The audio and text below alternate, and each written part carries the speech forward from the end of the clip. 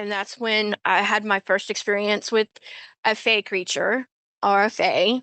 Um, she was at my door on on our trailer that we live in, and she was this beautiful, like, I can't describe her. She was just really pretty, but she was a color of like a plum purple. She had magenta in there and teal, and I thought it was just a regular hummingbird, but she kept knocking on my door. And every time she would do that, she would spin around, and all of a sudden, I would see. Yes, and many children see them too. About 75% of the world's children today are being born with etheric vision. And when your children talk with people and have daydream playmates, the chances are they are actually speaking to some of these people, because these angels or angelic forces, or nature spirits as they're often called, will often make themselves seen. And all of a sudden I hear him go, whoa, or, something like that. So I look up, and as I look up, I see this thing. And I said, I've never seen a butterfly like you before. I know that the paranormal is real. Listen. As soon as I spoke to it, it turns around and makes eye contact with me. And then it stands upright. And it was at that moment that I saw it was like an orange light appear above this row of trees. And from this sort of orange light, this thing appeared. Its wings were actually like sycamore leaf shaped.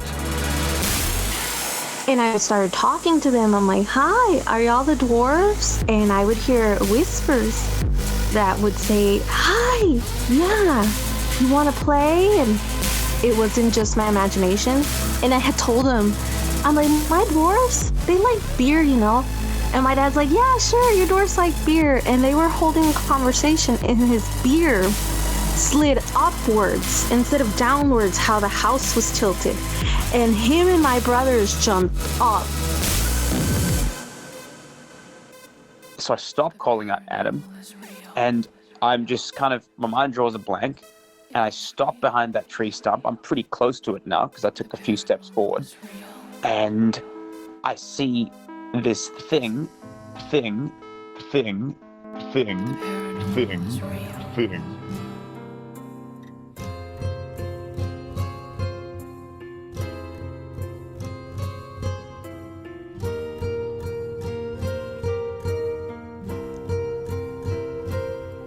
Welcome everybody tonight to Fascinating Fae. Tonight, we're traveling to Florida to talk with Lynn. Lynn, how are things going in Florida tonight? They're going pretty good. It's beautiful here and warm. It's currently warm where I am too, and one of my favorite things to joke about is that every podcast ever always starts talking about the weather. Well, Lynn, what I'll do here for just a minute or so is I'll introduce you to the Fascinating Fae show process, and then very shortly thereafter, we'll get right to you. So here on Fascinating Fae, we have a couple of sort of ground rules. The first one is that we are not here to convince anybody of anything. So there's definitely no pressure to convince me or the audience listening. The other thing I like to tell everybody, and I really do mean this, is that I think it's very brave for you to come on the show. Having different experiences can be isolating, and talking about them can be even further isolating. So I do think it is actually very brave to come forward, and I just want to make sure you know that I feel that way. And then finally, how things work on the show is that I like to let my guests usually just go chronologically through all of the events that they would like to share that they feel is relevant to this Fae, otherworld kind of subject matter that we're doing here on the show. And, I'd like to give people as much time and space as they need to really go through the context. Let us know what you were doing at that time in your life, maybe what you were doing that day, if it's relevant. And then just, allowing my guests to have the freedom to share their experiences as they happened. I generally speaking don't like to interrupt my guests, and so for that reason, when you're finished, naturally telling your story arcs, I'll jump in with some questions. Those questions are usually just inspired by my curiosity, nothing else. There's definitely no gotcha moments here on Fascinating Fae. And that is pretty much how I start every one of my shows. So what I'll do here, Lynn, is I'll ask you if you would be so kind. Please start, with whatever you feel is most relevant. If you'd like to get into your background, or if you'd like to get into this story that we were originally chatting about, if you'd be so kind, just walk myself and the audience into your storytelling here today, please. Okay. Well, as I've been introduced, I'm Lynn. I'm from Florida. I'm a 41-year-old woman, and I think my story started about 4 years ago. I was raised in a really heavy religious, abusive home, and it's always stuck with me. And I always thought, well, if I don't do a good enough job, I'm going to go, basically, for the lack of a better word, I'm going to go to hell. About 4.5 years ago, I started talking to my friend who is pagan, and it's when my journey started. I started deconstructing from the church and the dogma and the religious oppression, and I started seeing things from a different light. And I actually became a pagan witch myself. Um, and that's when I had my first experience with a fae creature, or a fae. Um, she was at my door on on our trailer that we live in, and she was this beautiful, like, I can't describe her. She was just really pretty, but she was a color of like a plum purple. She had magenta in there and teal, and I thought it was just a regular hummingbird, but she kept knocking on my door, and every time she would do that, she would spin around, and all of a sudden I would see wings, and I see a body like a small little fairy. And then she kept doing that for a little bit, and as soon as she realized, okay, I'm not going to be able to get into this house, she flew away. But I can remember I can remember it being the most beautiful colors, and I thought I was tripping out, actually. I was like, wait, I haven't drank anything. I haven't partaken in any kind of psychedelic drug, or, THC or anything. I was completely sober when this happened. And I did not, I had a second guess. I was second guessing myself until I realized, okay, there's no point in second guessing. This thing really happened. And I haven't seen her again. But I do remember that being my first experience. I told my friend about it, the one that's been my guide for a while. And she's like, you just encountered an actual fae. And that's when uh, the world opened up to me. I got to see more magical things happen, and things started happening in my life as well. I think the second thing that happened to me was, um, I don't know if you ever heard of I don't know if your guests have ever heard the word realm walking, or astro projecting, or being able to go to different dimensions in the cosmos, or uh, not necessarily time traveling, but being able to go to, like, let's say, like the underworld or the heavenly realms, or things like that. I actually had a lucid dream where I felt everything. I was literally awake in this dream. I was actually I saw myself as a fae myself. I had the colors, like the same colors as the hummingbird, except they were incredibly beautiful, like nothing that you can see with a human eye. Um, it had these beautiful iridescent wings, and my outfit was like this magenta color, and the wings had the colors of magenta, plum purple, teal, this color blue that I've never seen on Earth. And I just remember being able to fly, and I come down from flying and I put my hand on the earth, and the earth is vibrating for, excuse me, vibrating for me. Like I could feel the vibrations of the earth, and I saw colors that I've never seen in my life. And I can just remember flying around and being able to perform this amazing task.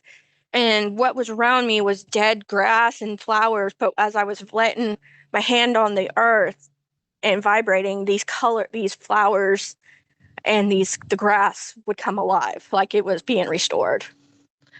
And my and my last story is probably the most significant. This is when I have many stories, but these are the three main ones. Um, we live on 40 acres of land. Most of it is hunting land and woods. Yeah, it's absolutely gorgeous. Well, somebody was in the back of our property who wasn't supposed to be there. I'm not sure if it was a target for me or something, because I was also going through some really bad stuff that um yeah, I was going through some really bad stuff and people did not like me. Let's just put it that way. Uh this bullet, this person shot, I couldn't hear the shot. It was like a silencer, but this bullet went 2 millimeters from my ear. If whatever stopped it, which I do scry, and I was doing flame scrying, and I asked who was it that helped me, and I went through all these gods and goddesses. Well, when I did that, I asked, okay, was it Hecate? Well, she is the goddess of crossroads and uh, all that. When it did, it landed on her. So she was the first goddess I ever encountered, and she saved my life.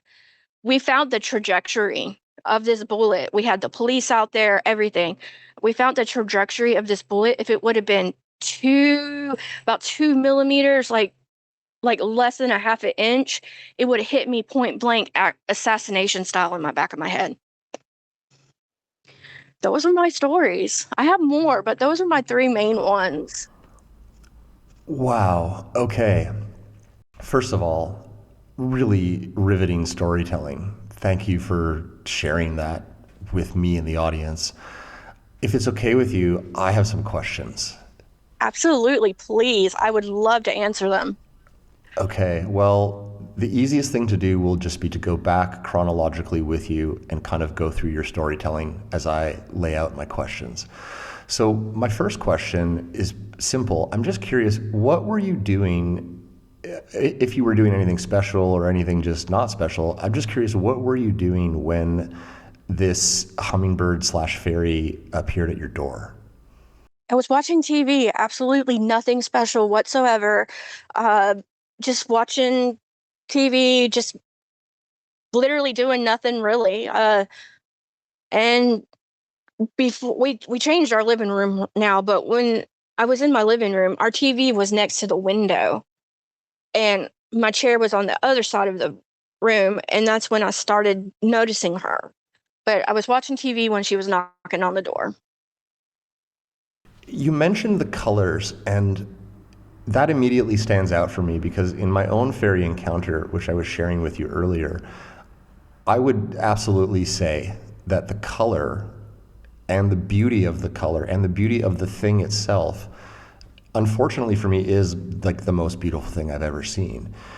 And it kind of messed up my my high watermark for what is beautiful, if that makes any sense, because it's like I've just never seen anything comparable. Is it similar for you? Like when you think back to these colors, does it have that same kind of impact on you? I'm just curious how it made you feel.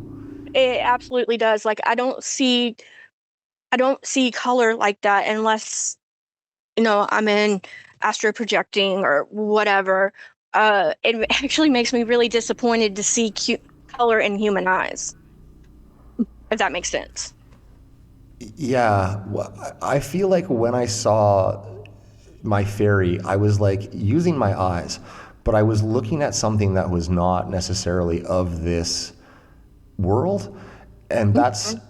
like the color was from another plane, or it was coming from another color wheel or source of color and light that is unlike anything that I could find an analog to. That's exactly, I'm so sorry. I, as exactly how you were explaining it, it's exactly how I feel that exact same thing. Like it's nothing of the physical world. It was from a mystical cosmo world or a different realm, or it was just, yeah, it's not from this world, definitely. So when you first saw it, I think if I recall your storytelling correct, when you first saw it, it was appearing as a hummingbird. Yes. And then as it was trying to sort of tap or knock on the door, can you just describe with a little bit more detail how it was shifting and what you saw as it shifted? Do you remember, I don't know if you remember, but your girlfriend might, um, those little Barbies that you would pull the string and it would turn around and dance in the air for you? Certainly I don't remember that, but I'm Okay, following you. Yeah. that's what it was like. Like she was pirouetting in the air. You could see her as a hummingbird. As she would turn, you could see the outlining of a fairy. And her aura was so bright and so silvery golden with all these pops of rainbow colors that I was like, whoa, am I really tripping? What did I just eat or what did I just drink? You know, again, like when I saw my fairy, I would say like if I hadn't been there with another person, I would have just passed it off as the fact that I'm a colossal pothead. I just would have been like, oh, that's just like some trace or flashbacky kind of thing that happened. Or I might have even just said to myself, oh, that was like just a completely misidentified moment that didn't really happen. I was just starting to daydream or something. But I can tell you what you're talking about and what I saw have so many similarities.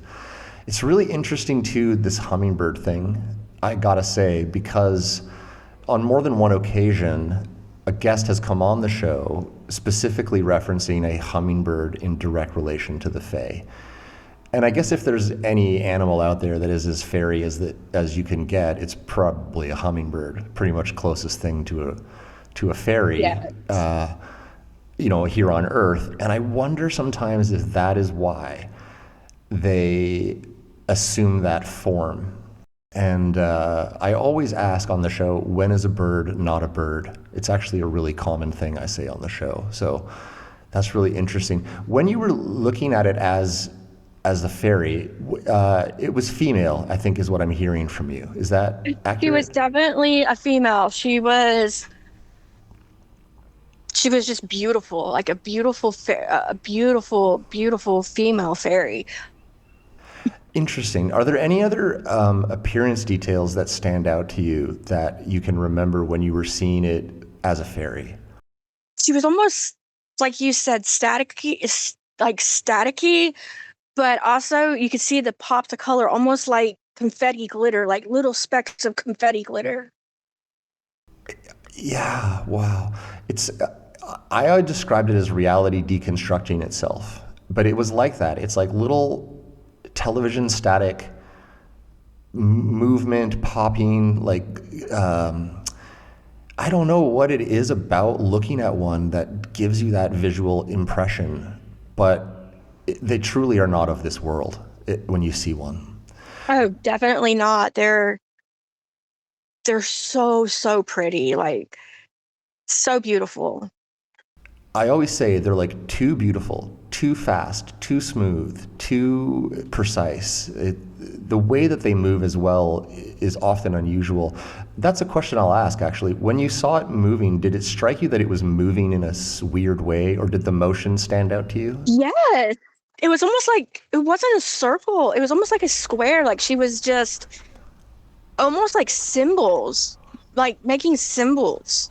Uh, like, you know how the Nordic runes have like these beautiful symbols, or the ancient Egyptian had symbols. It was almost like she was trying to do that within the turning and uh the way she was moving. She was definitely, I don't know if she was trying to send a message or if that's just what they do, but it definitely felt like that. Almost like, I got you.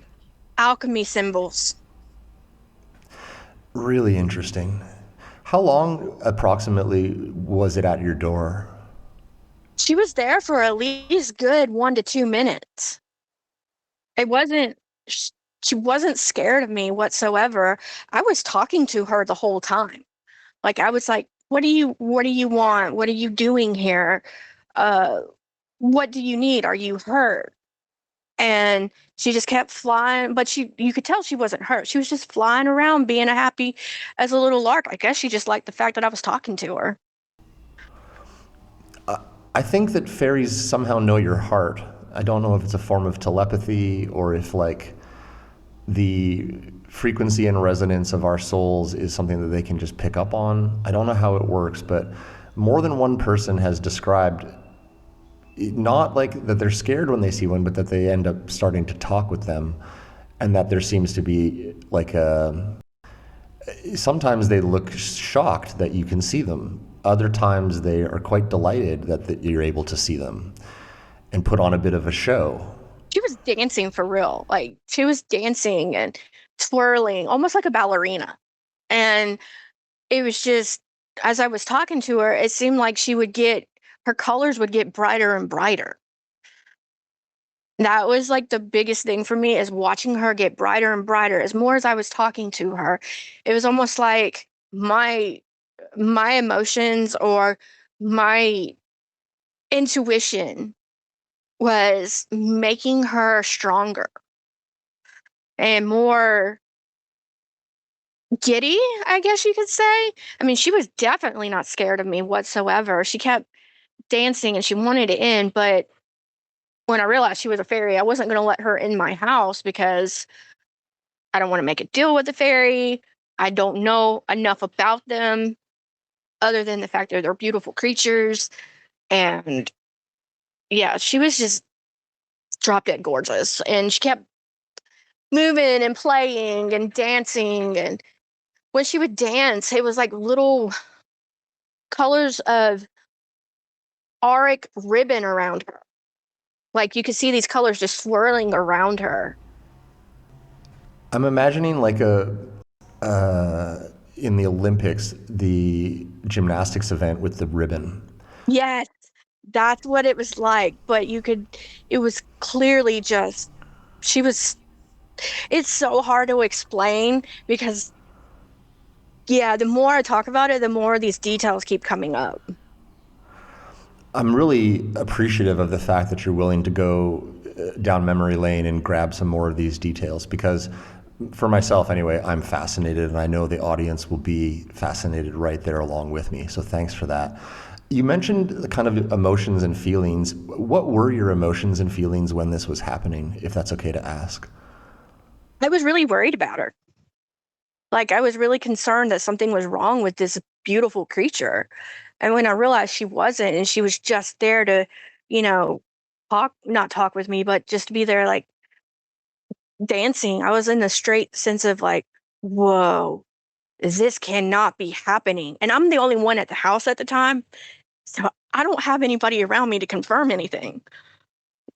And I think that's one of the reasons she did, is because she felt safe around me. You know, I think like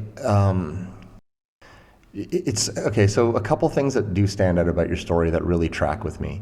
Number one, it often is happening when you are not focused on it. It's like you would think the opposite. Like if you're out there meditating on fairies, one is going to show up, but often they show up when you least expect it or your mind is not there at the time. I always find that really interesting. I feel like that adds so much validity to the experiences. You know what I mean? Like if you were busy trying to conjure up a fairy and then you told me you saw one, my skeptical eye might be like, uh-huh. But you're just watching TV when this happens, which is so similar to so many people that I've spoken to.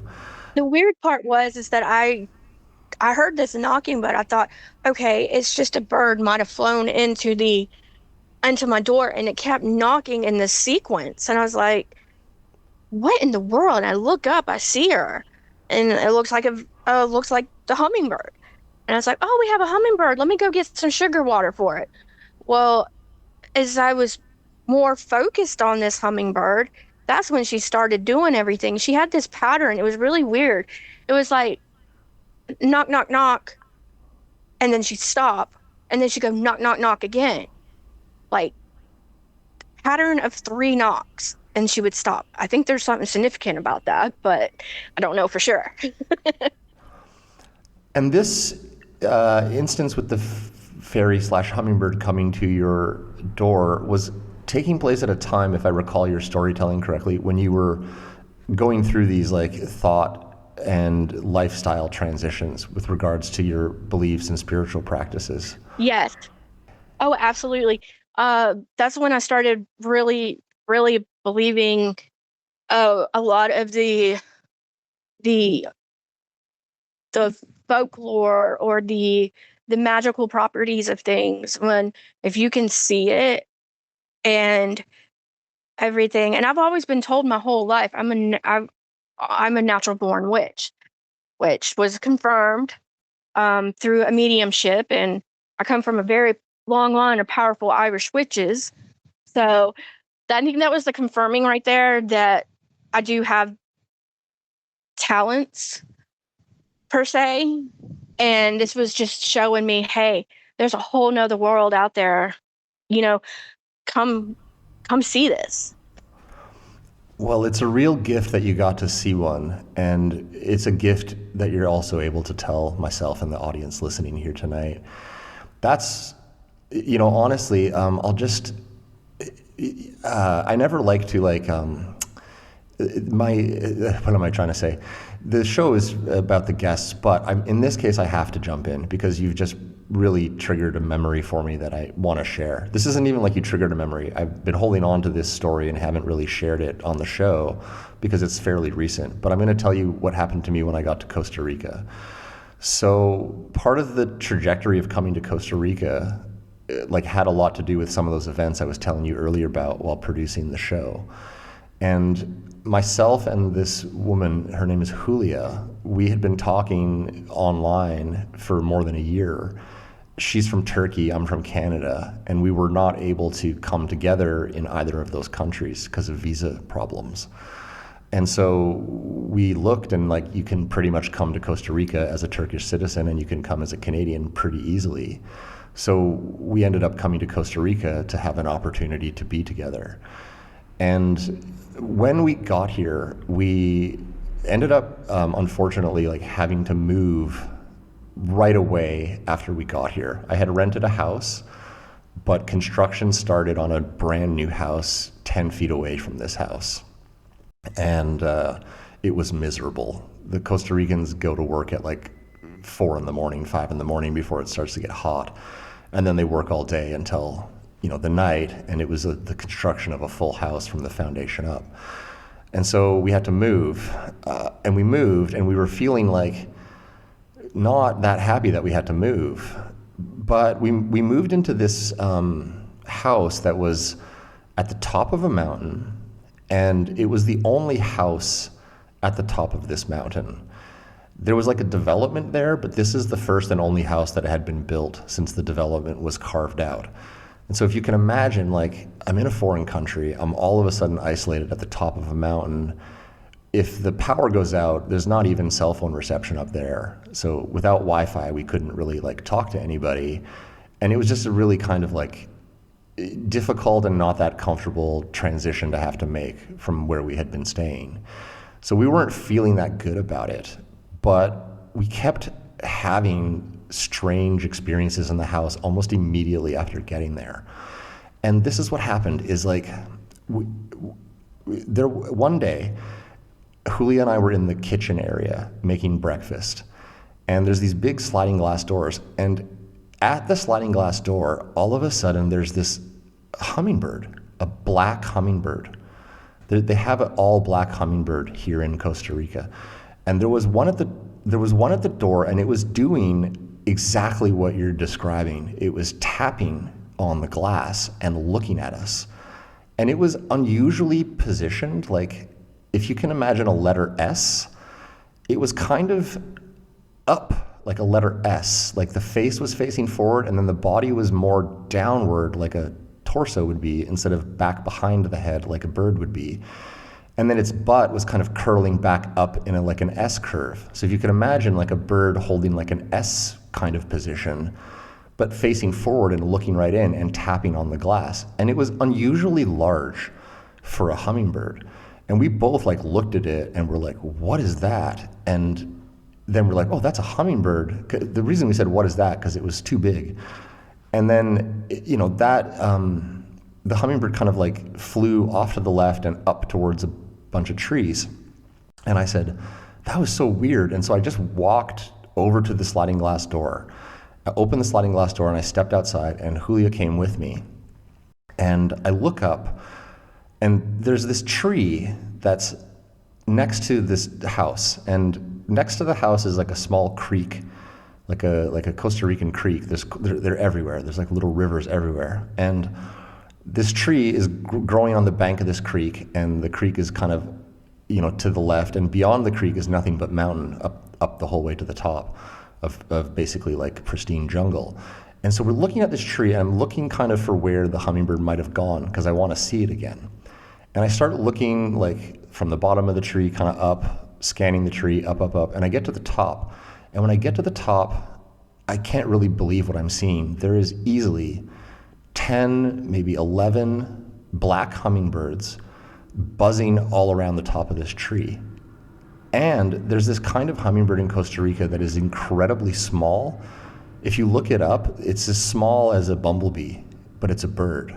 It's so bizarre. And there's a bunch of those as well, like in a party. Like there's like a hummingbird party, like 10, 11 black hummingbirds and all these other small bumblebee-sized hummingbirds of various colors buzzing around the top canopy portion of this tree. And I say to Julia, I like point up and I'm like, wow, look at that. And I'm saying to her like, wow, look at that. And as we say that, this one hummingbird breaks free from the canopy, flies down right in between the two of us, stops on a dime. And when it does, we can clearly see it is not a hummingbird. It was an all black, like matte black fairy, and you could see the outline of the wings and this like filigree pattern inside of the wings. It was as though time stopped. Like it moved so precisely down from the top, paused between us, and then zipped off to the left in like a straight line off to the forest. And Julia and I turned at each other, and just there was this like silence, and we just looked at each other. And I was lit up with goosebumps, and she said, what was that? And I said, I think that was a fairy. And she's like, I think so too. But I just, you know, Julia, like, although she knows I host a fairy podcast, is not exactly like a full believer in the phenomenon.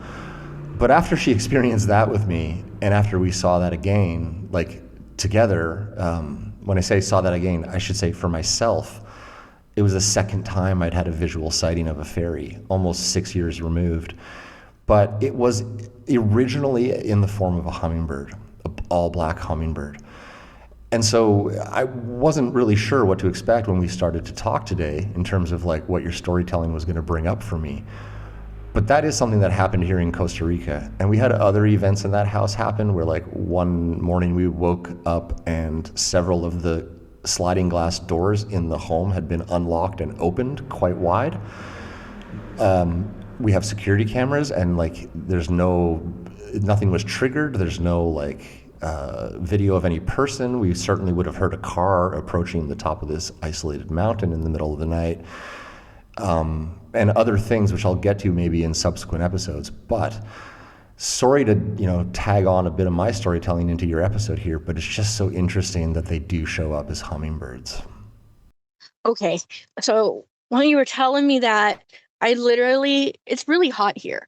I literally got like these cold goosebumps over me, like, whoa. Yeah, the goosebumps are very important to this whole subject matter, because it's like they happen to me too when people are telling real fairy stories to me. And so I've learned that like if I get those goosebumps when I'm listening to somebody, it's because they're telling me the truth, is usually how I interpret that. Oh yeah, like I got the goosebumps. I was like, whoa. And I started getting really cold for a minute. I was like, it's really hot here and I'm getting cold. Also, isn't that an interesting thing that does come up, is the temperature drop when dealing with this phenomenon? Yes. Have you experienced that other times where you get that temperature drop in a space or around you? Yes. Well, I mean, I didn't really tell the story, but I do have a side story. There was one night that I was laying in bed and this really shimmery male figure comes in my room. I couldn't see wings or anything, but I started getting cold all of a sudden. But I knew exactly it was not human. It was the same aura, like glitter, confetti, staticky. I knew it was a male fae that walked in my room and walked out. It's so interesting, like when you, I guess, open the door, once you see something one time, I think it becomes easier to see it again a second time. I don't know how that mechanism works, but I think that it's true. And I actually think that when you have a profound visual sighting, it can be a signal that you're about to have a lot of strange things happen in your life. And so, I really, also too, like the temperature drop thing and the way that they look, like all of it is oddly unnatural, but yet is something that we can perceive. And I always get back to that question of like, well, what does that mean about us? Like, as a human species, are we more magical than we understand? For me, I truly believe that humans may not actually all be humans. I think we all, I mean, let me explain that a little bit better. I think humanity is a real thing, but I think people who have these special things about them, like we're in human bodies, but our souls are not human. We're more of a mystical, or how would I describe it? More of an angelic, fae, goddess or god type being, if that makes sense. I believe that we're here from another realm, maybe, or another dimension, but we're in these human bodies because we're here to serve a purpose for something, or we're here to, I mean, if we ever do another podcast, I have a really powerful story on why I believe this. But that one, you might think I'm really crazy for. I'll tell you what, I'll ask some more questions about the stories you've already told me. And if you want, we can add that story in a moment here. So hang on to that hat, if you would. Okay, this one might blow your socks off or make you think, okay, she's insane. Well, truly, I don't think people are insane. And, something I haven't mentioned to you is I had a personal experience in association with all this subject matter earlier in my life, where my best friend took his own life at the age of 27. Oh man, I'm sorry. Yeah, thank you for that, Lynn. I do appreciate that. And what happened in part was, I believe, and this is me talking in retrospect here, okay? So I believe now he had a real paranormal experience. One specifically associated with fae, fairies, and a kind of like vision into another realm where there is a different kind of society, one based around peace and harmony. And I think he really did see that and go there. But he lacked the proper supports and the proper community in which to talk about that constructively, which is something that, I mean, you and I can acknowledge. We talked about it right at the top of the show. Seeing this stuff is isolating. And he really was, in a really beautiful way, trying to show everybody that this was a real phenomenon. And part of his distress psychologically was the inability to really be understood. And having that cause him to question his own sanity. And absent enough credible, stable people saying, yes, I believe you. Yes, here's some of my own stories. Here's what it means. Don't worry about it. You're not crazy. You saw something real. I think that he was left feeling that he might have been crazy. And he essentially felt like he had ruined his mind, and so he took his own life. And his suicide note more or less outlines that. So sorry. I'm like tearing up just hearing this story. I don't know this person, but I feel that on the deepest of deepest levels. I think it's probably one of the most important parts about the paranormal discussion is the isolation and the risk that it puts you in. Yeah, I've always told my husband about my stories, and he truly believes that I am a very, very powerful, special person. But other people, I am too afraid to. This is too afraid to talk about. This is like the bravest thing I think I've ever done in my life. I really mean it when I say people are brave to come on the show. I know it can sound like a platitude, but I really mean it. And telling you my story about DK hopefully shows you that I really mean it. Oh yeah. What do you do if you see this stuff? What do you do?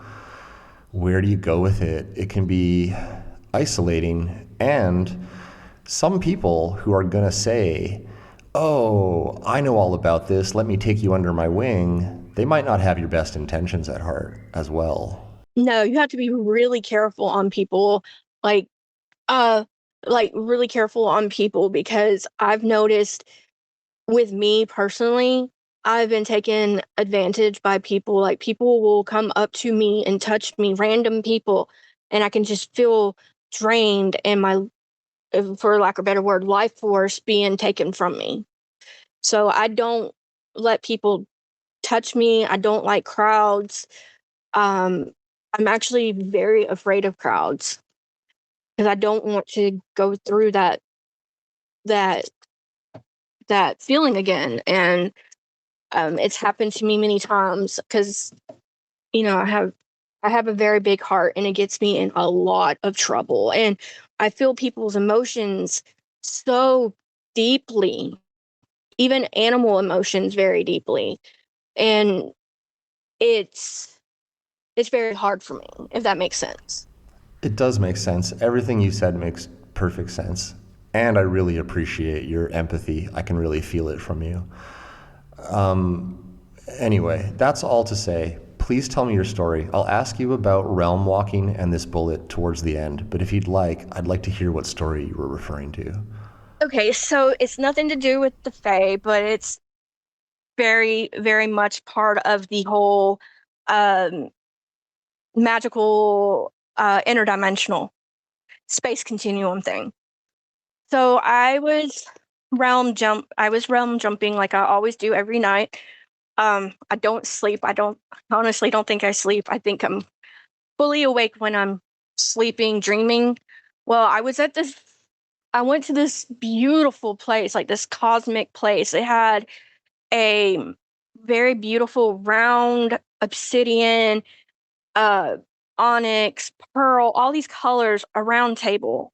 And around it were these, how to explain it, were blue alien people. They looked like humans, but they were blue alien.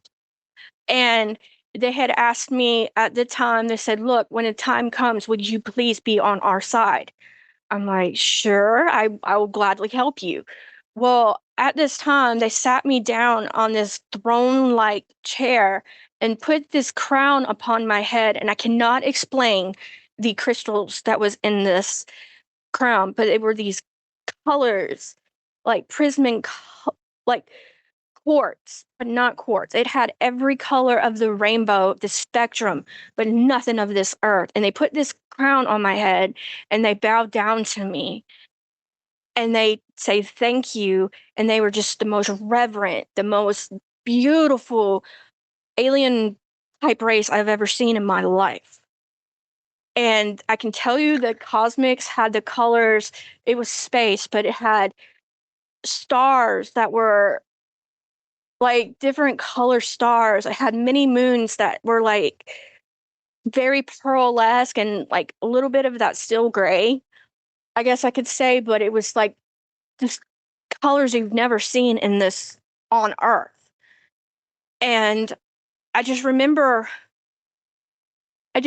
seeing seeing this, and I do remember what I had on that I do remember the outfit I had on. I had this beautiful iridescent silver blue gown that was very flowy and very beautiful. And then I had this beautiful silver crystal necklace that had all these different color encrusted crystals in it, and diamonds and pearls and garnet and emerald. And it was nothing of this earth, like just beautiful amethyst, um, just gorgeous. And then I remember glowing, like this aura about me. I had this silver gold pearlesque glow to me.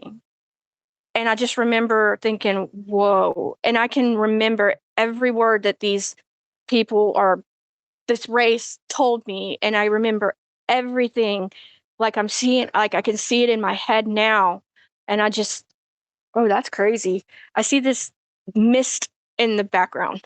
Like I'm in my house and I see this mist just like popping around in my woods. It's just so pretty. But yeah, that's my major story, and I never have told that story to anybody but my husband. Is the mist there at the moment, or is this part of your recollection? No, the mist is in my backyard right now. I'm looking straight at it. It's almost like there's a face in the tree, like a tree person. Yeah, I don't think my goosebumps stopped from the moment you started telling that story, and now you have a strange mist outside.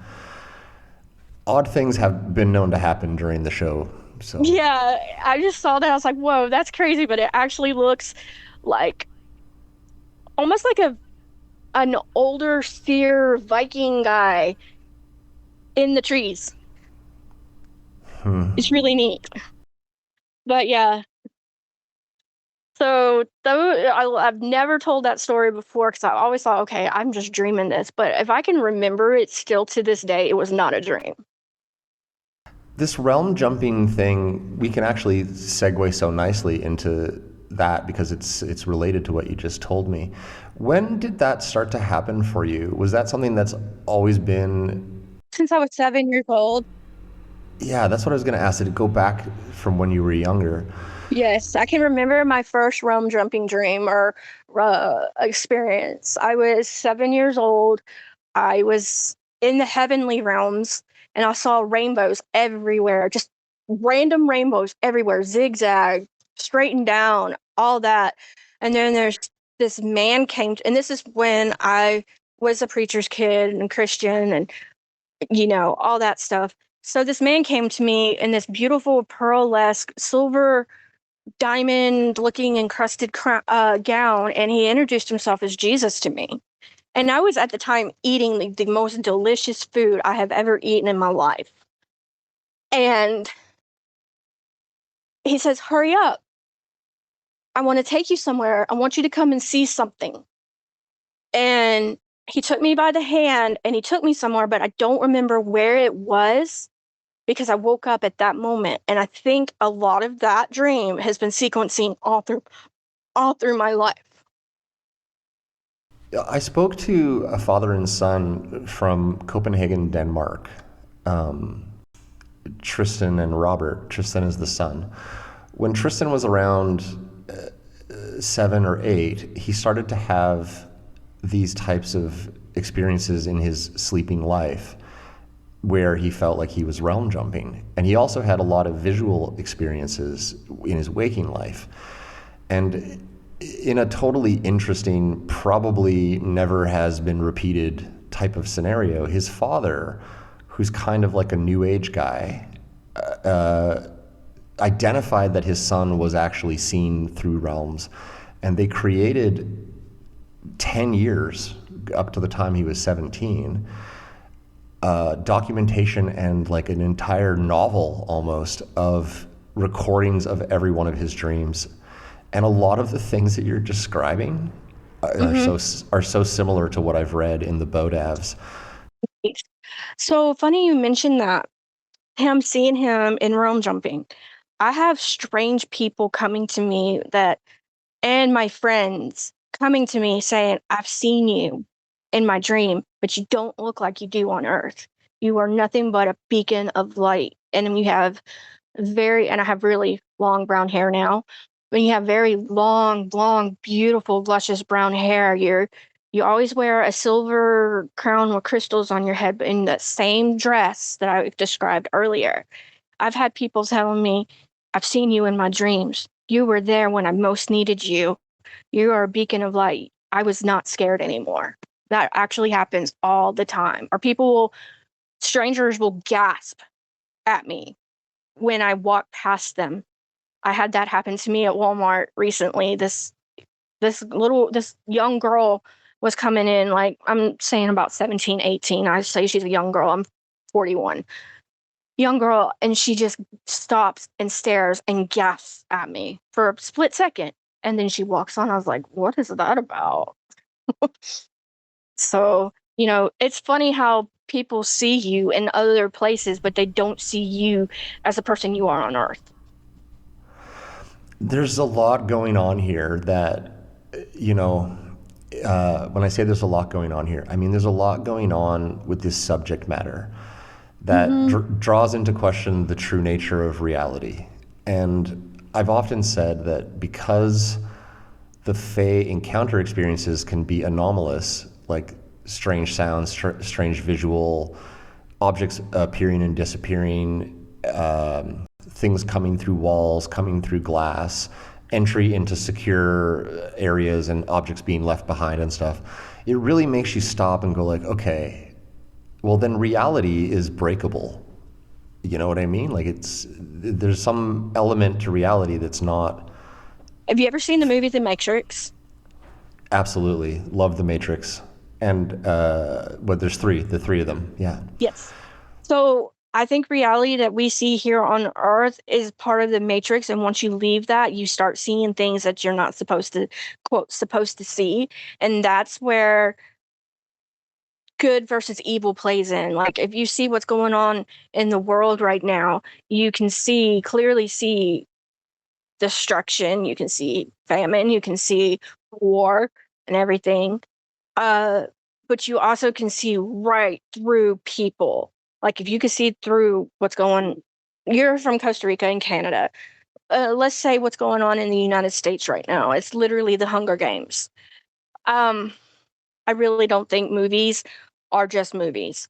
But once you leave that matrix and you start opening up to a higher conscience, you start to see things. And that's when you really question, like you said, reality, like, okay, I feel so alone in this. Why do I feel this way? I know for me, sometimes my mental health is not the best because I feel like I'm alone. And if I start crying, I'm sorry, because I really do feel alone in this world. You start to question everything. And I started questioning everything. But I can tell you, even as I am right now, I feel so isolated and so alone at times. Like, are there people out there like me? And if they are out there, where do we find each other? And I'm often afraid that some entity, not entity, but, because of what I'm going through, and I explained to you that somehow somebody's going to find me and try to do really weird stuff to me just to find out, okay, is this person a real human, or is this person from, you know, I have this massive fear, if that makes sense. It does make sense to me for sure. And I'm sorry for tearing up. I know that's really embarrassing to me, but it's real. Well, certainly don't feel embarrassed. If anything, it just adds to my perception of your bravery that you're willing to open up about that. And I think it's true that when you feel deeply this kind of understanding that is not a shared understanding with the vast majority of people, it is an isolating thing. And like I said, with my friend DK, with yourself, with myself, with so many of the people that I speak to, there's a lack of the kind of community that we really want, which is we really want to be taken seriously by other people that are also, normal, serious people. The gift, I guess, that the fairies give you is one that's wrapped in barbed wire, because you get this special insight and this beautiful access to what I would say a lot of the times is maybe real information, but then the barbed wire is that it throws into contrast all of the illusory information that you're dealing with every day. And I agree with you. I think the world is kind of an illusion. And as such, I think that very heavy-duty forces may at times be manipulating what this reality feels like. I often get confused because we live in a garden. Like, the planet creates life. It's full of abundance for millions and millions of years. It's created biodiversity and wonder. And so why is it that if that is the actual place we live, that there's so much wrong, and so much wrong with so many people? And, there is a good versus evil aspect to life. That's something that's been talked about even in the Bible. I mean, you're never going to convince me that it's not biblical times. It's still biblical times. The epic fights of good versus evil have not stopped. They're still ongoing. And until we have a great, revelation and redemption, or we evolve to a point where we ourselves can put it to a stop, it does seem that it's just getting worse. We're killing each other. We're killing the planet. We're destroying, unfortunately, the social structures that make us thrive in exchange for empty technologies and a speedier run to the edge of the cliff. It really does seem that way. And when you think about this fairy subject and how beautiful and elegant and differentiated it is from that, it's hard to want to live in the one world when you know that you could be spending time in the other. And I think that's oh, I'm so sorry. I did not mean to interrupt you. No, it's actually my least favorite thing to interrupt a guest. So please, I'd love to hear what you were about to say, Lynn. I think that's why after we see these experiences, we almost crave being able to have the gift of going to different places, like astral projection and realm jumping, because we feel, I know for me, the earth feels very oppressive. And I want to heal it. And I feel like it's my responsibility to heal the earth, people, guide them to a process of being more of a higher conscious, being able to see the light in the darkness. And it's very hard for me. And that's why I do a lot of the realm jumping, is because I can't handle what's going on over here. My body can't handle it.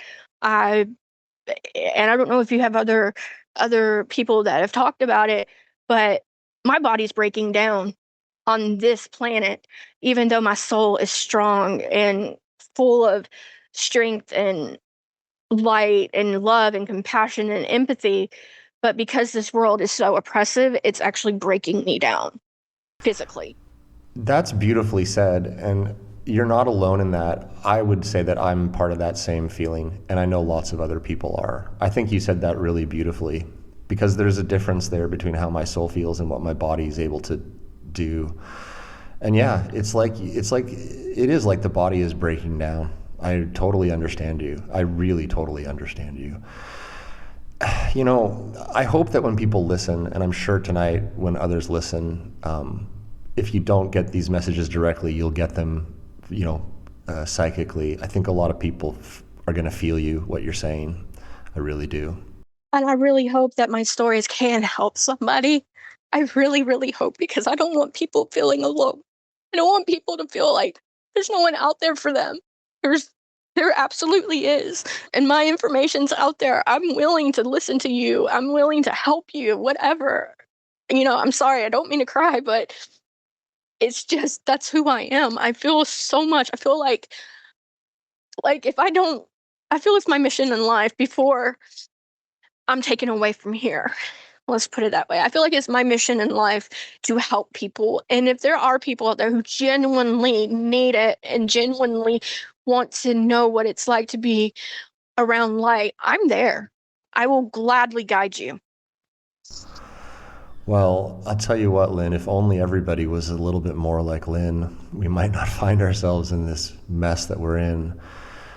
Sorry. Like I said, I don't mean to cry, but it's really heavy on me. Please don't apologize. Your empathy is beautiful, and really, I think I'm not alone when I say this. I just feel touched by it, and I'm sure that other people listening are going to feel really like they've gotten a gift by being able to share that feeling with you tonight. Like, it's brave to talk about it because it is painful. It's very painful. It's beyond painful. Like, it's, as you said, it was like they give us this gift. It's a curse and a blessing. Like, you literally get this beautiful gift, but at the same time, it's a curse because you feel that you feel so much compassion and empathy, and you want to just, lack of a better word, soul hug somebody because you know they're hurting so bad. There's so many people on this planet that are hurting, and sometimes I feel helpless. I literally feel helpless. I ask myself, why do they give me such a beautiful gift when I feel so helpless at times? So maybe this is my way of giving that gift back to other people. I certainly think that that's a valid statement. Going back just briefly again to my friend DK, it was what you're talking about, the emotions on display. Even myself, like, I'm the host of the show, so I kind of play the cool guy and I keep my composure, but why I do this show, why I spend so many hours working on this thing, is because my pain over my own situation and my best friend's situation is not yet resolved. And a healthy way for me to function with this chip on my shoulder about this gift I've been given, like we're talking about, is to talk to other people, because I feel less burdened when I can share that with somebody like you. And especially tonight, like, I really appreciate it that you're talking to me so openly, because it's the truth of the matter, in my opinion. And again, I'm not trying to cast shade on other paranormal podcasts and stuff, but it doesn't get talked about enough, and it doesn't form the basis of episodes enough of other providers. They're mostly interested in, whoa, that was cool, that, like, so spooky, so cool. Okay, but like, you're leaving the experiencer. Yeah, exactly. You're leaving the experiencer out to the pasture with no help. That's a beautiful way of putting it. You're putting it in you're throwing it in the pasture, and you're not letting people say, hey, this really is a real experience. And not validate, I don't know how to explain it. They don't take you serious. They're just like, oh wow, it's a cool story, but it really happened. Not just like for ghost hunters. I love ghost hunters. Like, ghost hunters, they talk about their stories, but nobody validates the actual emotions and the scariness that they go through sometimes with these entities. Talking about the subject matter can be exploitative, but when we talk like we're talking tonight, I feel like it's not exploitative. I feel like it's I don't know. You can, in my It's personal almost a opinion, it's please, what were you going to say? it's almost like a healing session.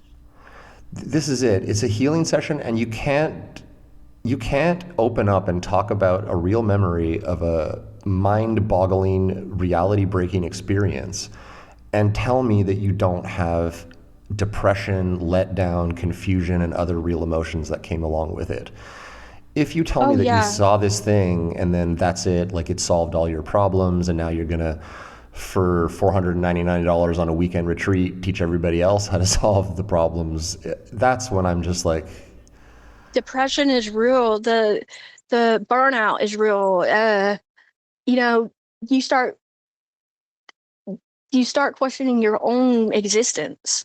Like, am I really worthy to be here? Or why am I chosen for this?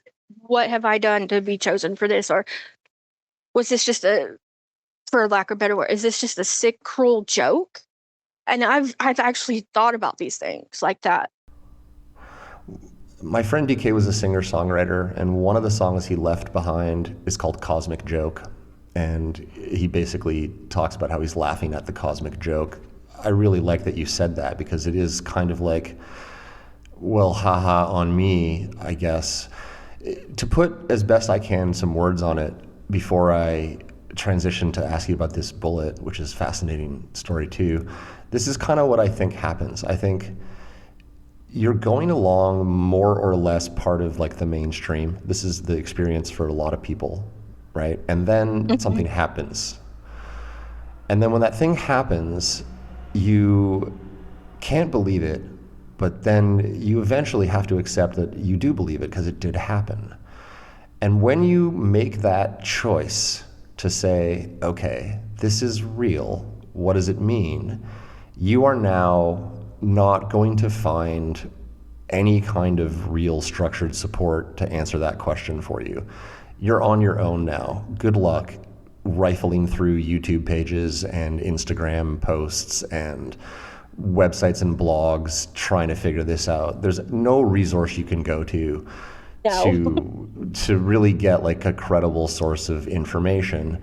So then you now have gone from a stable person to whom others can relate and provide support, and you've separated into a potentially insane person whom no one understands, who is possibly spending so much time trying to figure something out that is not real. And even though the experiences are visceral, they are life-changing, even though they are more real than real, the weight of the psychological idea that maybe there's something wrong with you is right there with you the entire time. And so it is like extremely difficult to genuinely experience this stuff and remain the same person you were before. And so there's a loss that comes with it. And you can find yourself, if you're not, I guess, fortunate enough, you can find yourself in a situation like my friend DK did. And imagine for me, like, what happened was that I used to think he had just lost his mind, and I grieved his death through that lens. But then I saw a fairy in 2019. And then I realized almost immediately, like I think 5 seconds after I saw that fairy, this thought popped into my head, which was that, oh fuck, DK saw something too.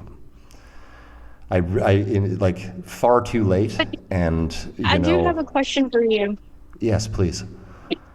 Do you think he might have sent that fairy to you to say, hey, I'm still here, I'm okay? Well, I'm covered in goosebumps now.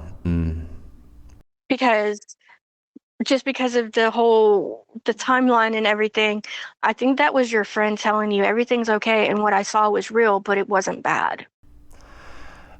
I honestly feel like that is a big part of what went on there. And you're maybe the first person with the insight to put it to words like that. So I applaud your intuition. Look, for me, it was like, oh God, I had it wrong. I also feel like, and this might sound conceited, but I'm not trying to be. I also feel like for whatever reason that happened, part of it is whatever was showing itself to me knew that my personality was such that I wouldn't just let it go, and that I would probably end up obsessed with it and probably end up talking about it publicly, because I'd like to get talking publicly. So I just don't know. Like, That's actually, it's very self-aware, and that's a very good thing to have, is self-awareness. and I struggle with the idea that, like, I talked with Timothy Renner from the Strange Familiars podcast, one podcast that I really love, and we talked about this a bit too, which is you can kind of get a conceited special feeling, and it's very addictive to interact with the other side, and that can sometimes not be healthy. But being able to be honest about it is also important, because it lets you kind of put the harness on that animal and, figure out, okay, well, what did it mean that this happened? Because that's something else that is hard to get your head around, is what does it mean? What do I do in relation to this new information and these experiences? Exactly. Yeah, like, it is strange to realize that this has happened in your life, and then after the strange part is over, if it really is a real experience for you, which in your case it is, in my case it is, in many other cases of people that I speak to it is, the next question is, well, what do you do with that? And what I'm hearing from you today, honestly, I feel like you've got a really good perspective on it. You're honest about the challenges of it. You're honest about the benefits of it. I hope for you, and I hope for everybody listening who's struggling with the same questions, that you find that peace and the way to wear that skin, for the rest of time. Because I never want to lose another person that I care about to this subject matter. And, I really can't tell you how much I appreciate the fact that we've been able to be open about this side of things. I actually think it's one of the more important things I can talk about on Fascinating Fae. So thanks for giving me the chance to talk about all this tonight. I really appreciate it. Absolutely. It's been a true honor, um, being able to tell my story and all that stuff. Did you want to ask questions about the dream as I was transformed into a fairy and the bullet, or do you want to do that for another night? No, let's ask both of those things. If you've got time, I'd love to I do. ask both those things. And normally I talk to people for more than an hour. Often my episodes are like 2 hours, so don't worry about that. Tell me then again about, this experience where you saw yourself as a fairy, and I think as you were telling me, you said some similar colors to the one that you had seen at your door. Tell me sort of what happened there, and just as much as you feel comfortable, talk about that experience of seeing yourself as a fairy, please. Okay, so in this, I I don't know how to do it for all intents and purposes. Just dream. We don't think it was a dream, but we're gonna go with that right now. I think it was at night, and the stars were shining really, really bright, and the moon, it was like a full moon, just beautiful, beautiful full moon. And I'm somehow I'm sitting on the top of a tree. These the tree was humongous, but it had emerald green leaves that were just absolutely beautiful, and the the the trunk of the tree was like a mahogany, almost like a reddish mahogany color. And I'm looking at where I'm at, and I think it was more of a mountain area at the time. And I don't live anywhere near mountains, but I love the mountains. And I'm seeing these mountains, I'm looking down, and I'm like, how did I get up here? And then I realize I'm flying off. I'm like, whoa, wait a minute. I'm not supposed to be flying. That's when I realized I had the wings, and the the outfit was really super pretty. It was like a magenta color with it was just really pretty. Magenta and flaming, if that makes sense. And the colors in my wings were iridescent with the magenta, the teal, the plum purple. But what stood out most was this color blue.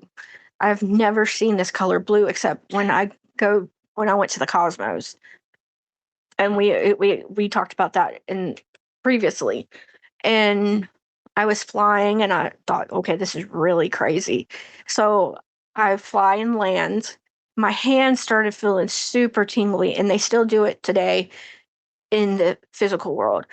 I was I put my hand on the ground. Everything around me was like dead. The grass was dead. The flowers were dead. Well, as I was putting my hand on the ground, it started vibrating like this beautiful rhythmic humming. It wasn't it wasn't like a vibration that, how to say, like binaural beat vibration. And as I was putting my hand there and leaving it there, I remember closing my eyes and concentrating on the earth.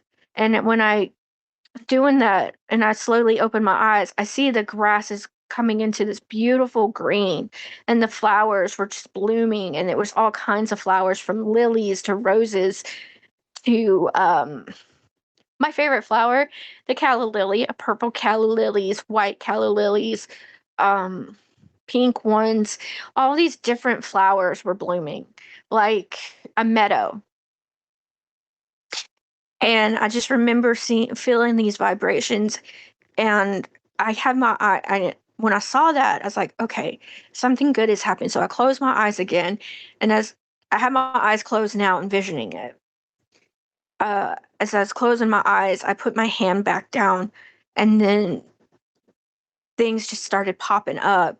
Animals started coming out, like these beautiful deer and um, rabbits and all these different things. And I started humming, and the I don't remember what I was humming. It was just a little melody. And these animals start coming out, and they just stop and listen. And then when I opened my eyes, I was back in my own room at home. Like I woke up from it. Have you, in a realm walking experience since, seen yourself the same way? I'm curious. I have a lot of reoccurring dreams. I have a lot of reoccurring dreams as a a the beacon of light we've talked about, reoccurring dream as a fairy, but I also have reoccurring dreams as an angel as well. Like I have all three of those. It's interesting that you say that about yourself, because right from when we started talking, I had a very like warm, loving, caring sense from you, almost from the first message. And so I do think that that's a part of your personality, just something I'll reflect back to you as a total stranger here. I think that that is who you are. And there's some really powerful symbolism there that you're being presented with the healing of the earth. Something that I hope you never shy away from, because we need more of that. No, no. I still get that rhythmic feeling sometimes in my hands, and when I do, I always either touch my animals, or I'll go outside. I have this one tree outside that's dying. It's a very, very old tree. It's beautiful. And sometimes when my hands start doing, like my hands right now are starting to pulsate, like major energy in them, I will go outside and touch this tree, and I can almost feel its life in it. Or my animals, like I had the other day, I had a scare with my dog, and he got really, really sick. We thought he had parvo. Well, I started getting that feeling in my hand, and I just started rubbing on his fur and loving on him, and he started perking up.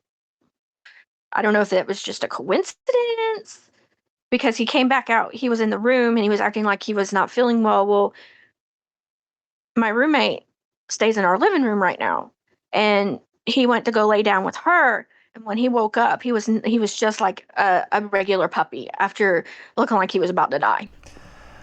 I do think you have a healing energy to you, and Not that I am an expert in this at all, but my best advice to anybody who I feel that from is make sure to protect it and use it, for those that deserve it, is my best two pieces of advice I can give somebody in your position. I've done it.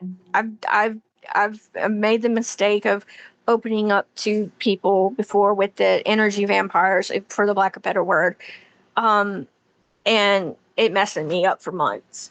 So like I said, I'm very careful and uh, very selective on who I let around me. Good policy, really good policy.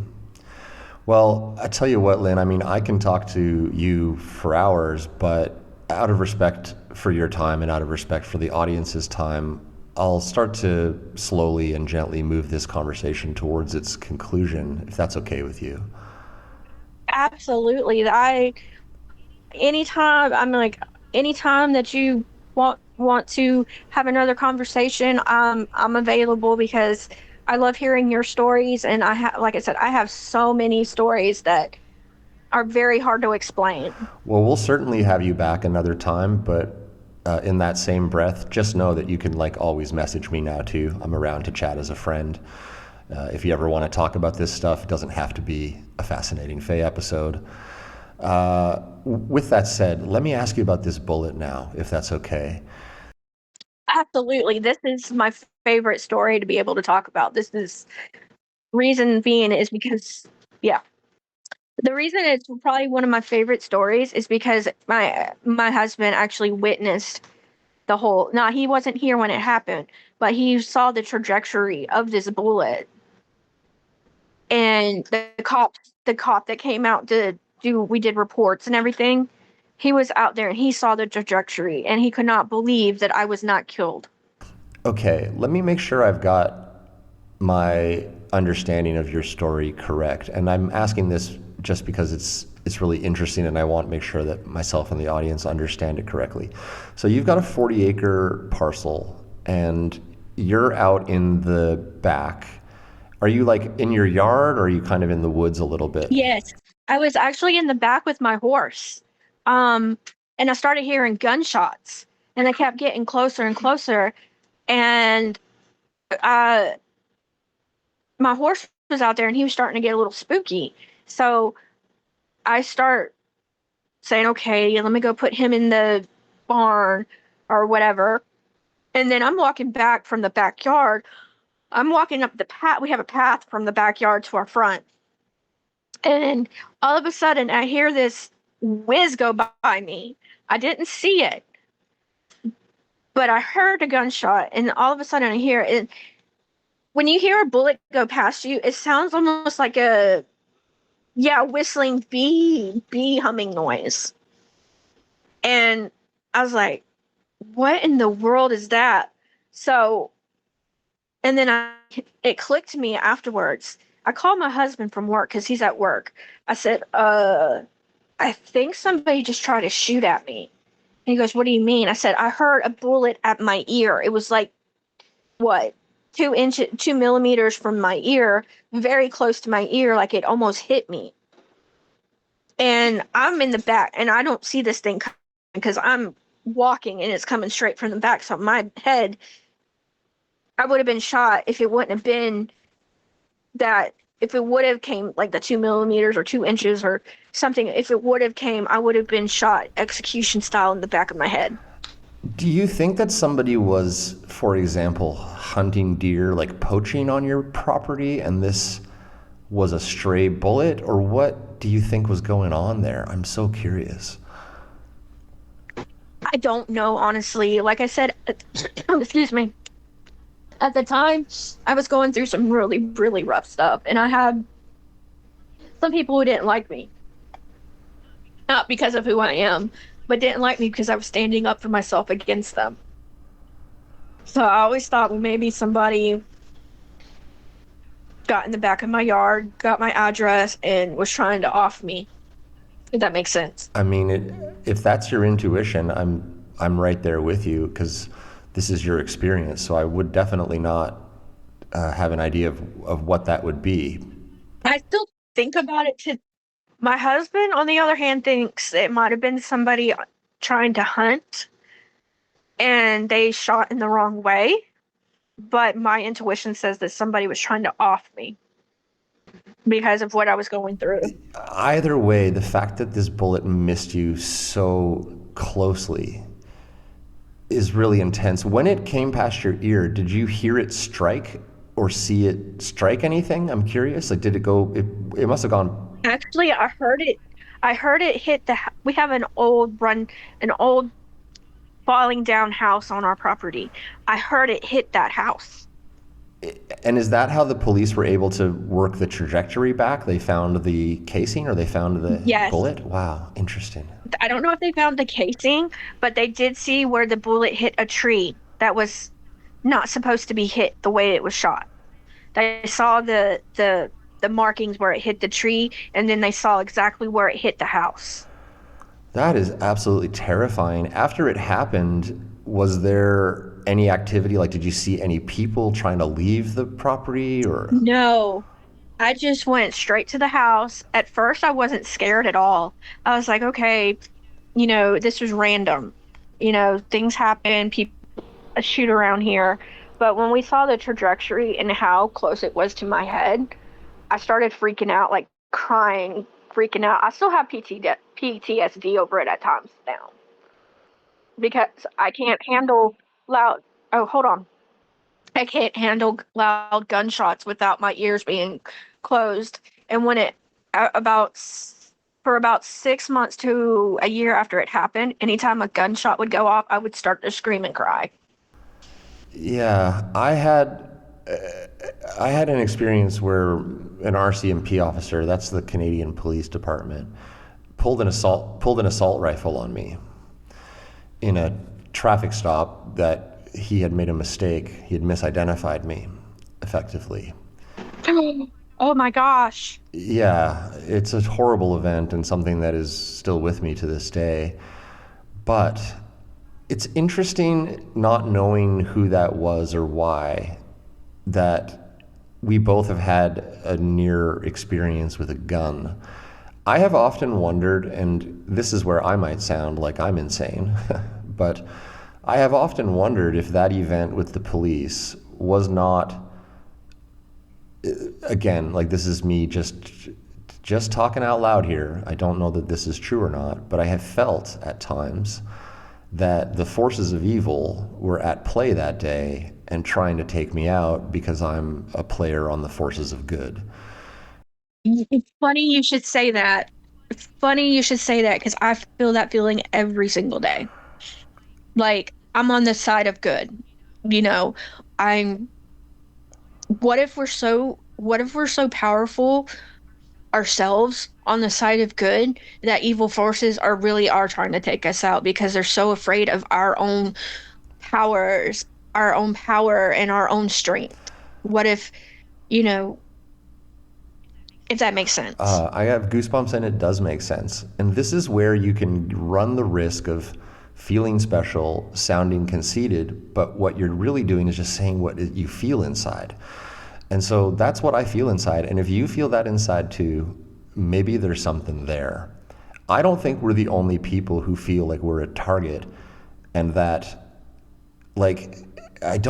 sometimes I wonder, and this is just me talking out loud. Sometimes I wonder if the forces of evil have a bit better of a handle on what they're doing in the spiritual plane. And they know that you should be a target because you are a force of good. And so somehow they're sending a spiritual assassin, in effect, to come take you out of this plane so that their own plans don't get thwarted by another good soul. You just hit it. You just hit the nail on the head. Like, I literally got the goosebumps and the intuition that you are right on the money. This has become a truly fascinating episode talking with you. Thanks again. You're welcome. Yeah, sometimes I don't know what else to say other than just thank you again, Lynn, because who else can I say this stuff to and even have that person entertain my idea as possibly correct? I'll go a little further. I mean, I'm publicly in the newspaper talking about these animal rights issues, these issues of social harm reduction. You know, essentially, like, if you look at my background as a person, I've always been involved in standing up for right and good, and I do it in an ethical and strong way, and I'm not exactly afraid of the evil liars and the motherfuckers. Like, I'm not scared of them. Right. But what happened with me in 2022 still doesn't make sense. Like, a RCMP officer arrived at my vehicle, came out of his vehicle, and the very first thing he did is pulled his assault rifle out and stuck it in my face, screaming that I need to show him my hands or he's going to shoot me. And I have this incredibly weird thing that happened, because when that moment occurred and that gun was in my face, I describe it like reality broke for me, but this time it was in a bad way. Like, when I saw the ferry, reality broke, but when this gun got shoved in my face, it was like all of the decisions in my entire life that had led me to that moment, and then that gun being in my face, it was like two timelines broke in half, and one timeline that I was on was now forever shifted in that single moment. Yes. And I often wonder, because, like, the feeling of, like, the floor dropping out from under me was so complete, and the feeling of being stunned was so complete, and my reaction time was not fast enough really to stop the cop. There's this part of me that is unclear if, for example, there's a reality in which I did get shot in the head, and there's a reality in which I didn't, and that the hit, if you think about, like, the forces of evil sending a hit, that was the hit. And I wonder sometimes if I survived it through my timeline being marginally shifted by a millimeter to where the cop didn't pull the trigger. And that might not make sense, but I guess I'm trying to say, like, Does make sense. I sometimes. But do you? Oh, No, sorry. no, Go ahead. You go first. No, please. I'm curious to what you were going to say, and I'll try. But my spidey senses are tingling. That's why I'm asking you. Was the cop? Do you remember the cop having, like, really black, dark, sinister eyes with a twisted grin? Yes. Ugh. I can. Ugh. I can see that. Ugh. I can see that. It was pure evil. And yes, I have a lawsuit pending, which is a real thing, because I've been rendered permanently disabled, and I still walk with two canes and, like, have personal support all the time. But in the court pleadings, my statement is that this happened, so on and so forth. There was a gun drawn. I was then violently pulled out of the vehicle and assaulted. And the police response was that no gun was pulled, that I exited the vehicle and spoke with them calmly, and then got back in my vehicle and left. And so there are two totally different versions of that event that are against one another in this court pleading right now. And but go ahead. And I also think, I'm so sorry, because I'm telling you, I've got these spidey senses going on. But I think that the reason that you were saved from this evil entity assassin, I don't think it was an actual human. I think, like you said, you think it was an evil entity. I don't know what your spirituality is or anything like that, but I believe that you were literally saved by either an ancestor or a god or a goddess or whatever, or an angel. I don't know. But because of that, I think that's why you're here. You also have the same mission, is to spread light and take care of these causes that you are very, very, what's the word I'm looking for? Very involved in. There's not many people out there like us, and I think that scares a lot of people. Let me tell you something else that helped me develop my understanding of this weird feeling I have. And I have to say, I've never said this to anybody, ever. I don't know why I'm saying it to you, but I am going to publish this because I think it's important. But that's something that is in the back of my mind about that police assault that happened all the time. The assault, unfortunately, or maybe this might also give you some goosebumps, happened on my birthday. And How old were you? What birthday was it? well, I'm 46 now, and this was 3 years ago, so it would have been my 43rd birthday that it happened on March 9th. Okay, because the reason I say that, a lot of the stuff that happens to us is in a 3 sequence. So that entity that was coming to you thought that was trying to, I guess, off you or try to hurt you because of it being your birthday. A lot of things, a lot of things happen on in threes, like either threes or sevens. Um, you were probably becoming a stronger person when that happened, and they knew if they probably thought when that happened, uh, if they could off you, then those strong abilities or gifts that you have would stop making the world a better place, or then a new sequence could happen where evil was able to take over easier. But no, you were, like I said, you were saved by something or someone to stop that evil cycle.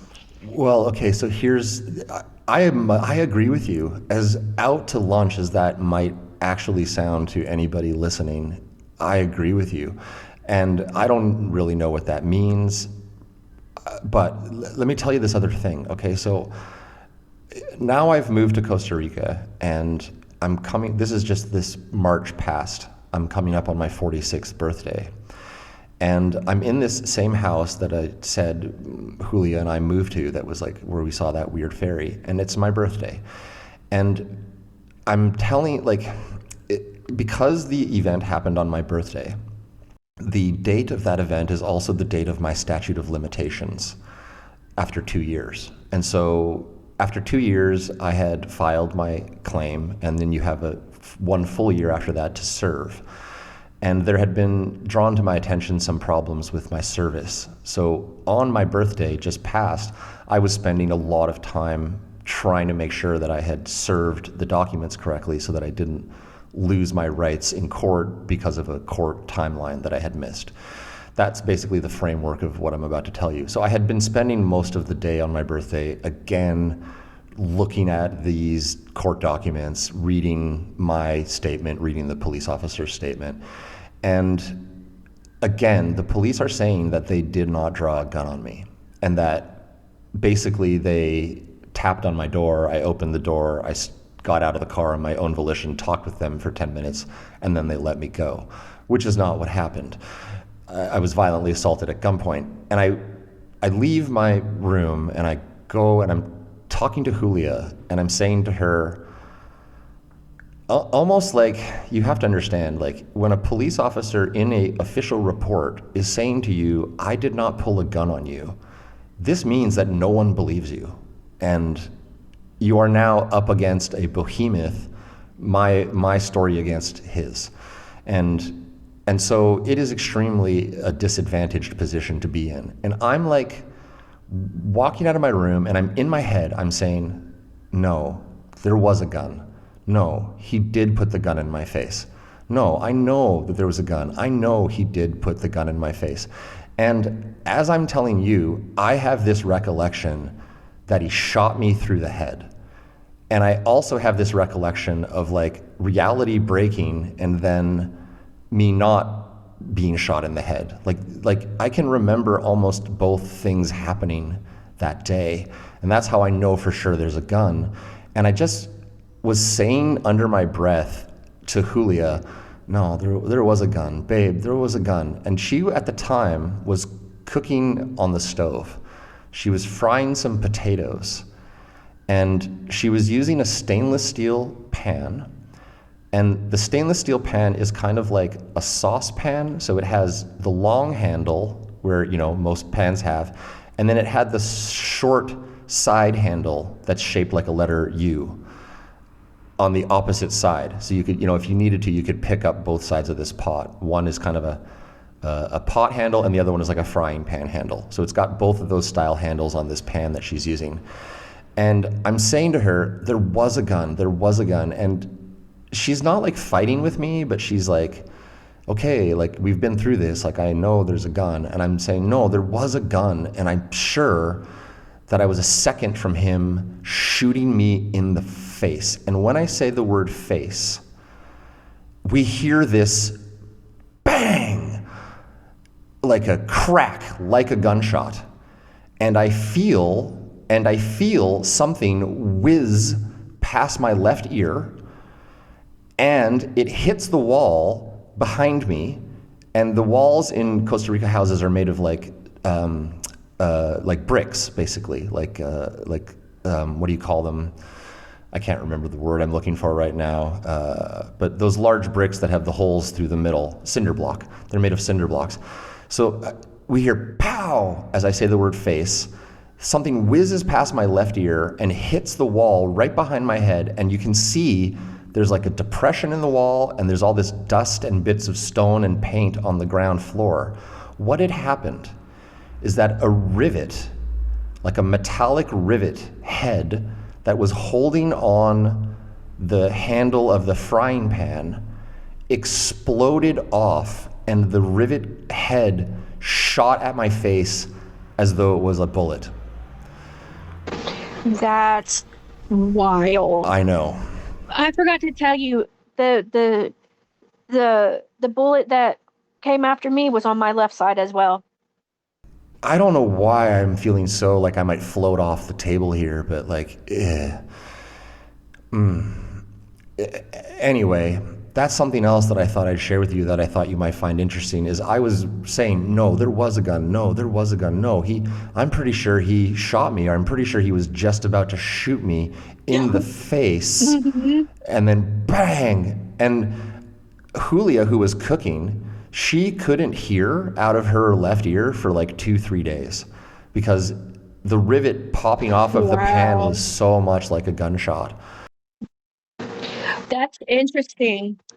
The reason I say it's interesting is because in magic, your left ear is where you get downloads. If you hear your earring, your ear ringing or something, that's where the higher powers or whatever you believe in, that's where you get your messages from, is in your left ear. So her taking her left ear is very significant, and us being almost shot in our head or face on the left side is very significant. That means we couldn't communicate with the higher powers.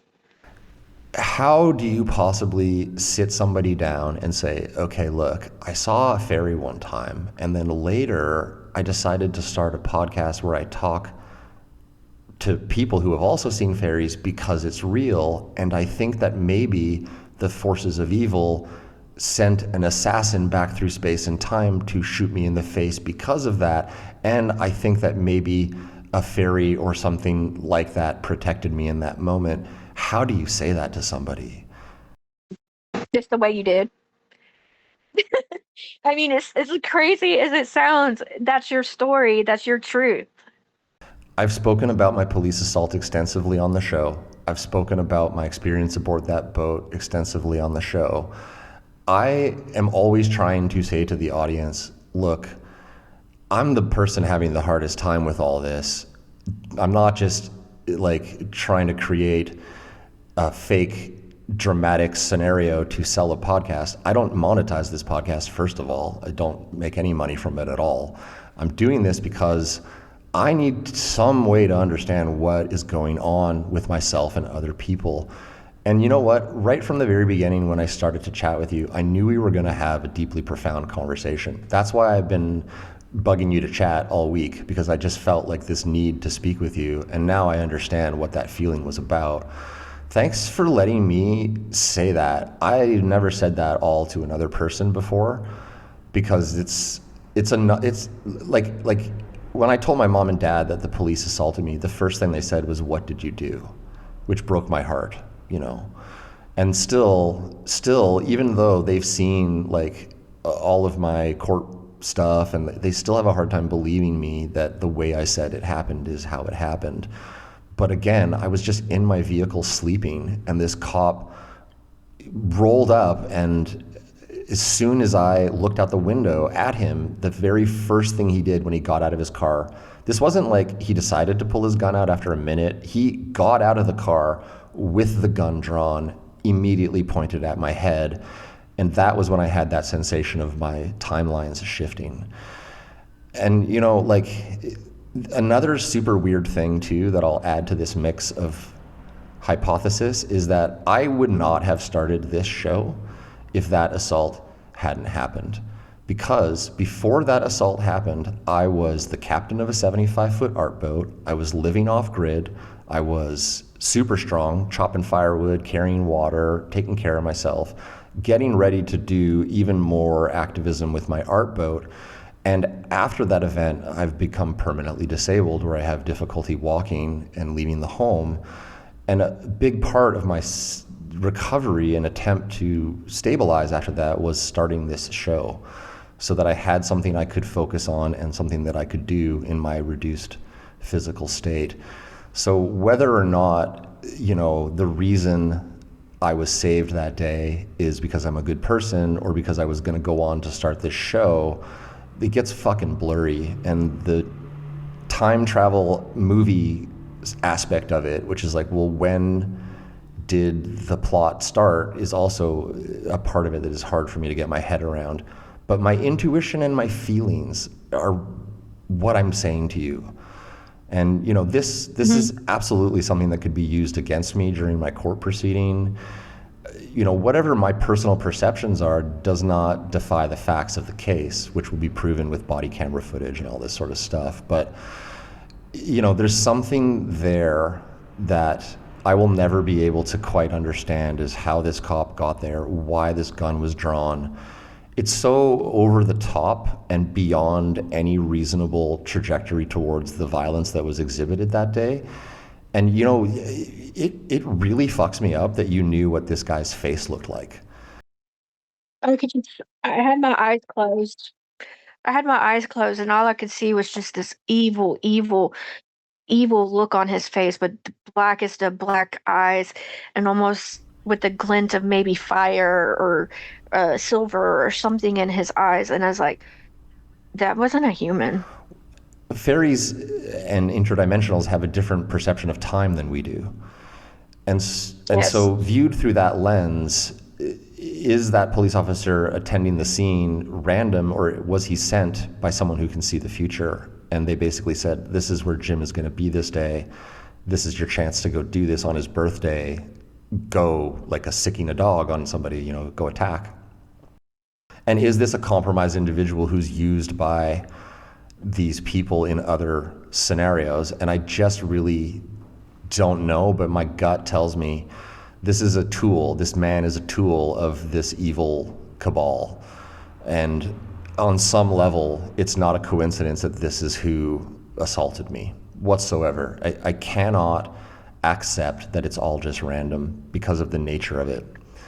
I'm not going to tell you on the show what I think, because like I said, I don't want to be a target for anything. But after we get done with the show, I will tell you exactly what was coming to me, what it was coming to me. Because I'm closing my eyes trying to envision a lot of this stuff, and it helps me. But I will tell you after the show. Okay, well, I will also cut short these topics because I think I've said enough as well. But what I'll do is this: if it's okay with you, I'm going to just switch gears here away from that stuff. Again, before I switch gears, you don't know how much it means to be able to say that to you and to be received in that way. This is an interesting conversation for me today. Thanks again, Lynn. Very welcome. Thank you. No problem. Let's switch gears though. So here's what I ask everybody who comes on the show. There's no right answer, there's no wrong answer, but I'm curious, what do you think that fairies are? For me, I think don't think they're what people portray them to be, if that makes sense. They're not good, they're not evil. I don't think they have the emotions that we do. I think that fairies are interdimensional, like you said, interdimensional, interrealming beings that are here to sometimes balance and sometimes not balance. I think the fairies that we've seen are not necessarily bad or good fairies. I think fairies are just entities that were created to maybe secretly restore things. Honestly, I'm not sure, but I don't know. I think they are high vibrational beings. That's a great answer. I agree with so much of what you've said there, and not the least of which is that I also don't know. And so, with that said, if it's okay with you, I'm just going to do maybe 1 minute of podcaster housekeeping here. Just hang tight and listen while I do that. And at the end of my shows, I always give my guest the last word. So just hang on here for a minute. I'm going to do a little bit of housekeeping, and then you can have the last word. Afterwards, we'll stop recording and we can talk a little bit more about this spiritual assassination attempt that we've both experienced. So for the audience listening, you've been listening to Fascinating Fae. I am your host, Jim. If you would like to talk with me for a show, you've had an encounter, you can reach out. The email address is encounters@fascinatingfae.com. The show can be found on all social and distribution media, recently up on YouTube. If you want to check it out there, please do. With that said, I don't really have anything more of value to add tonight, so I will say that on behalf of all of our human and non-human listeners tuning into Fascinating Fae tonight, a super big thanks to Lynn for coming on the show. Lynn, I really appreciate you being here. Thank you again so much. You are very, very welcome. And thank you for listening to my stories.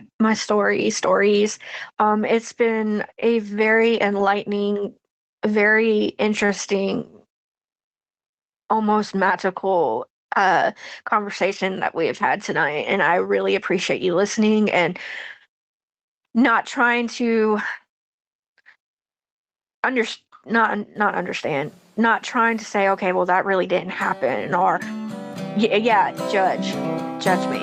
And that to me felt really validating that I could tell my story.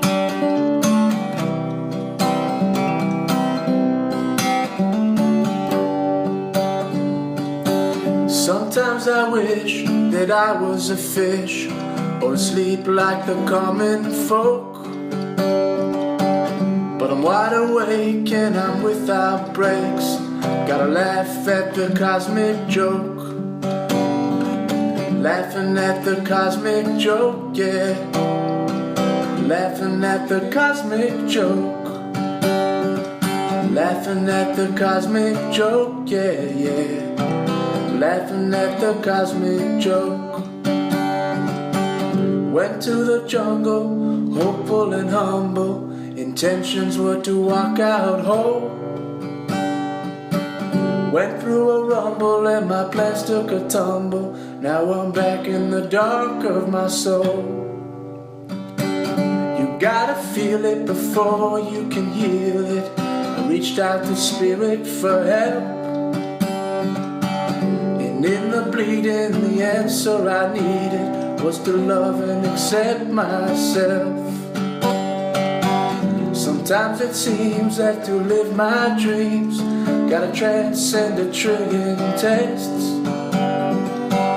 Mandela said it and I'll never forget it. You gotta pass right through the valley of death. Many times, yeah, laughing at the cosmic joke. Laughing at the cosmic joke. Laughing at the cosmic joke, yeah. Laughing at the cosmic joke. I met a goddess, thought that she was the hottest, and I simply couldn't help but explore.